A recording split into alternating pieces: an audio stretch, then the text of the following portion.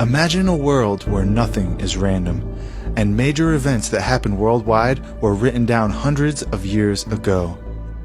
What you're about to hear was recorded in 1967, and it perfectly describes the world we live in today.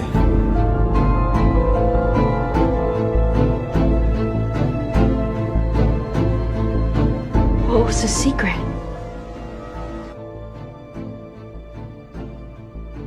The all-seeing eye, symbols of the guardians of the treasure. Recorded by Myron C. Fagan, a famous Hollywood writer who rose through the ranks of the Hollywood elite, uncovering some nasty secrets along the way. He made it his life's work to expose the darkness that he personally saw with his own two eyes. This recording is a culmination of his life's work, and through a historical lens, he reveals what's been hiding in the shadows for hundreds of years. What you're about to hear is not conspiracy theory, rather is documented historical fact that holds up to the most rigid scrutiny. And without further ado, I bring you the Illuminati and the Council on Foreign Relations. The question of how and why the Illuminati is the crux of the great conspiracy to destroy the sovereignty of the United States and the enslavement of the American people within a UN one-world dictatorship is a complete and unknown mystery to the vast majority of the American people. The reason for this unawareness of the frightening danger to our country and to the entire free world is simple.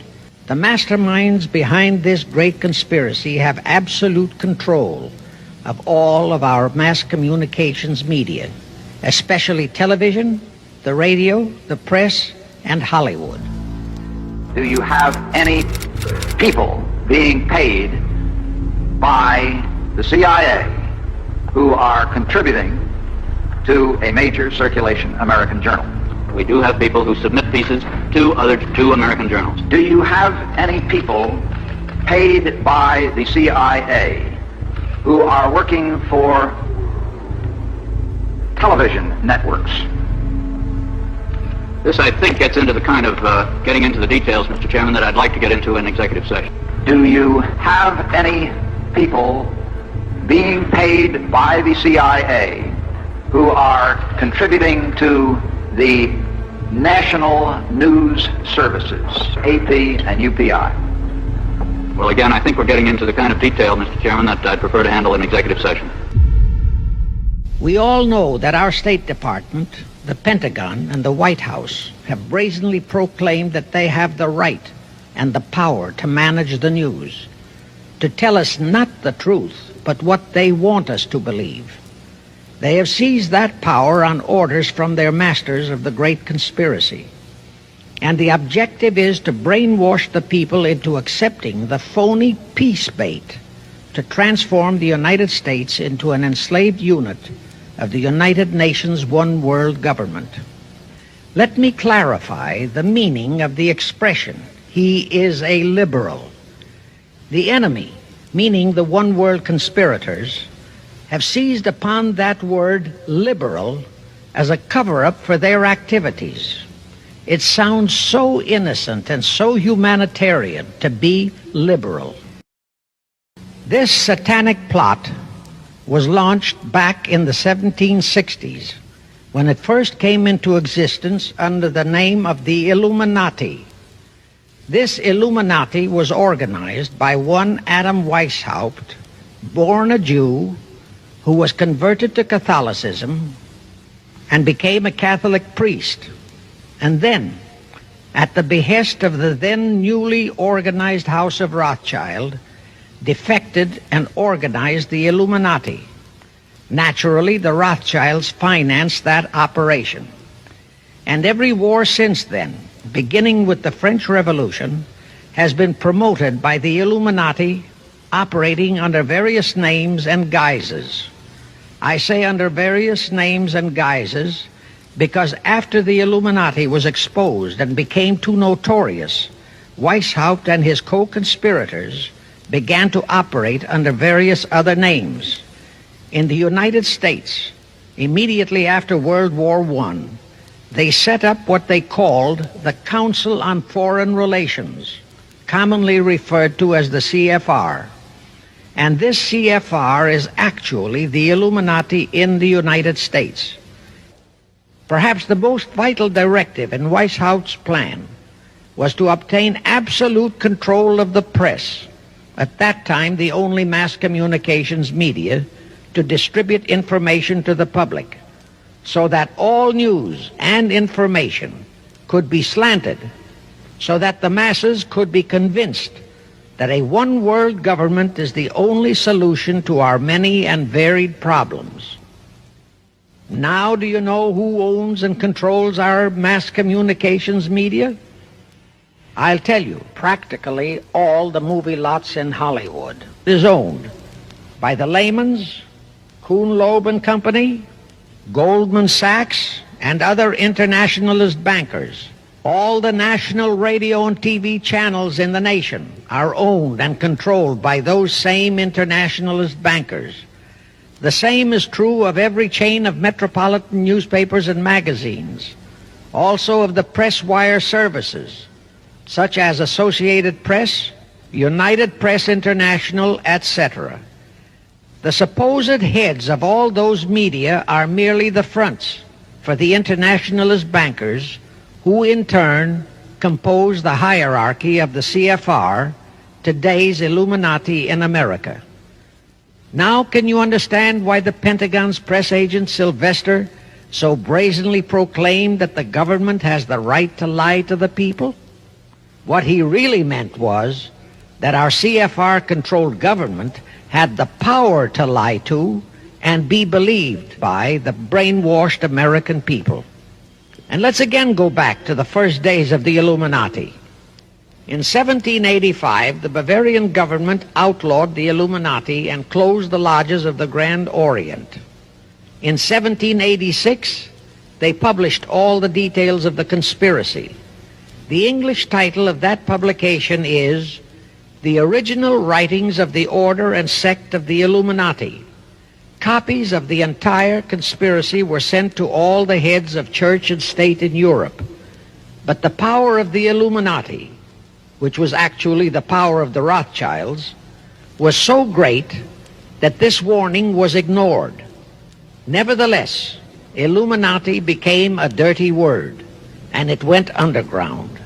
At the same time, Weishaupt ordered Illuminists to infiltrate into the lodges of Blue Masonry and form their own secret societies within all secret societies.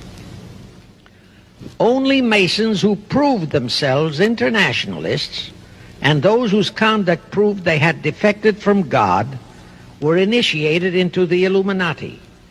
Thenceforth, the conspirators donned the cloak of philanthropy and humanitarianism to conceal their revolutionary and subversive activities, and that all that secrecy emphasizes the power of the masterminds of the Illuminati to prevent such terrible events of history from being taught in our schools. In 1834, the Italian revolutionary leader Giuseppe Mazzini was selected by the Illuminati to direct their revolutionary program throughout the world. He served in that capacity until he died in 1872. But some years before he died, Mazzini had enticed an American general named Albert Pike into the Illuminati. Pike was fascinated by the idea of a one-world government, and ultimately he became the head of this Luciferian conspiracy. Between 1859 and 1871, he, Pike, worked out a military blueprint for 3 world wars and various revolutions throughout the world, which he considered would forward the conspiracy to its final stage in the 20th century. Again, I remind that these conspirators were never concerned with immediate success. They always operated on a long-range view. Pike did most of his work in his home in Little Rock, Arkansas. But a few years later, when the Illuminati's lodges of the Grand Orient became suspect and repudiated because of Mazzini's revolutionary activities in Europe, Pike organized what he called the new and reformed Palladian Rite. He set up 3 supreme councils, one in Charleston, South Carolina, one in Rome, Italy, and the third in Berlin, Germany. He had Mazzini establish 23 subordinate councils in strategic locations throughout the world. These have been the secret headquarters of the world revolutionary movement ever since.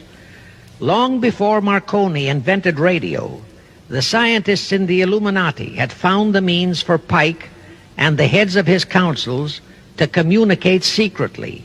It was the discovery of that secret that enabled intelligence officers to understand how apparently unrelated incidents, one such as the assassination of an Austrian prince at Sarajevo, took place simultaneously throughout the world, which developed into a war or a revolution. Pike's plan was as simple as it has proved effective. It called for communism, Nazism, political Zionism, and other international movements be organized and used to foment 3 global world wars and at least 2 major revolutions. The First World War was to be fought so as to enable the Illuminati to destroy Tsarism in Russia, as vowed by Rothschild after the Tsar had torpedoed his scheme at the Congress in Vienna, and to transform Russia into a stronghold of atheistic communism. The differences stirred up by agents of the Illuminati between the British and German empires were to be used to foment this war. After the war would be ended, communism was to be built up and used to destroy other governments and weaken religions. World War II, when and if necessary, was to be fomented by using the controversies between fascists and political Zionists. During this World War II, international communism was to be built up until it equaled in strength that of united Christendom. When it reached that point, it was to be contained and kept in check until required for the final social cataclysm. As we know now, Roosevelt, Churchill, and Stalin put that exact policy into effect, and Truman, Eisenhower, Kennedy, and Johnson continued that same exact policy.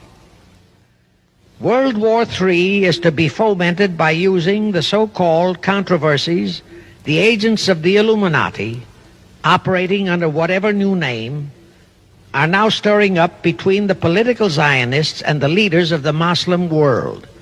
That war is to be directed in such a manner that all of Islam and political Zionism, Israel, will destroy each other, while at the same time the remaining nations, once more divided on this issue, will be forced to fight themselves into a state of complete exhaustion, physically, mentally, spiritually, and economically.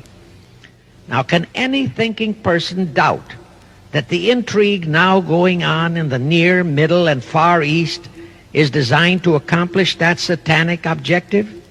Pike himself foretold all this in a statement he made to Mazzini on August 15, 1871.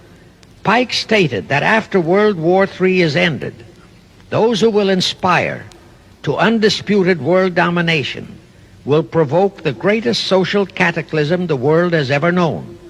Quoting his own words, taken from the letter he wrote to Mazzini, and which letter is now catalogued in the British Museum in London, England, he said, "We shall unleash the nihilists and the atheists, and we shall provoke a great social cataclysm which in all its horror will show clearly to all nations the effect of absolute atheism, the origin of savagery and of most bloody turmoil.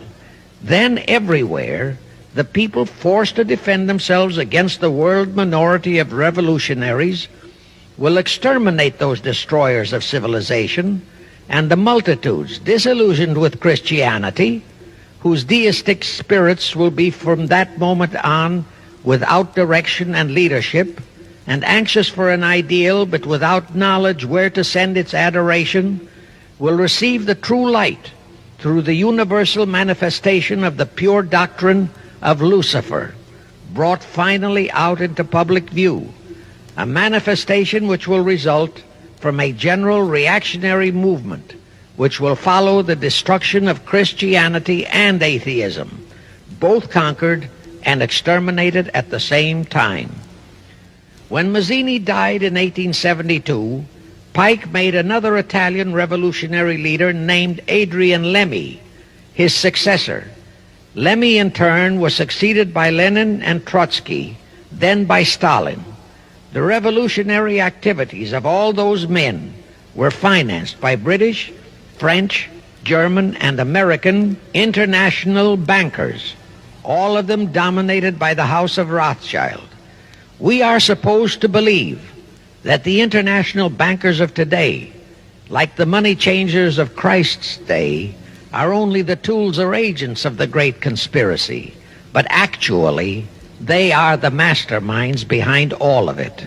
While the general public has been brainwashed by all the mass communications media into believing that communism is a movement of the so-called workers, the actual fact is that both British and American intelligence officers have authentic documentary evidence that international liberals operating through their international banking houses, particularly the House of Rothschild, have financed both sides in every war and revolution since 1776. Those who today comprise the conspiracy, the CFR in the United States, direct our governments, whom they hold in usury through such methods as the Federal Reserve System in America, to fight wars such as Vietnam, created by the United Nations, so as to further Pike's Illuminati plans to bring the world to that stage of the conspiracy when atheistic communism and the whole of Christianity can be forced into an all-out Third World War within each remaining nation, as well as on an international scale.